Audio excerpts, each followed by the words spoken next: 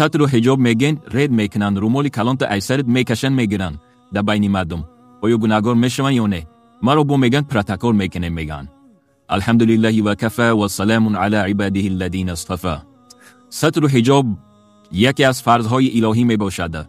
هر کسی که سطر یا حجاب زنان مسلمان را بکشد یا مجبور کند که زنان مسلمان حجابشان را از سرشان بکشند، گناهی بزرگ می کند.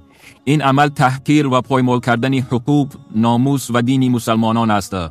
خداوند کریم در سوره نور آیه 31 می فرماید: به زنان مؤمنان بگو که چشمانشان را پایان اندازند و عفتشان را حفظ کنند و زیورهایشان را آشکار نکنند مگر آنچه که پدیدار است، یعنی حجاب فرض است و کسی که مانع می شود به یک فرض الله مقابل می براید. متاسفانه در جامعه ما سالهای آخر مسئله حجاب مشکل شده است.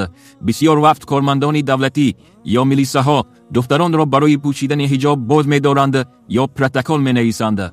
در قانون رسمی تاجیکستان حکم قطعی درباره منع حجاب نیست، ولی عملا فشار وجود دارد.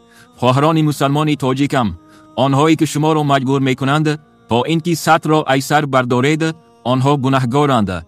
یک به یک در نزد الله جواب خواهند داد. شما گناهگار نیستید.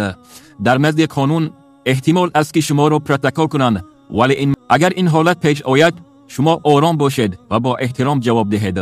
خدا میداند که شما مجبور شدید و این گونه مجبوریت گناه نیست.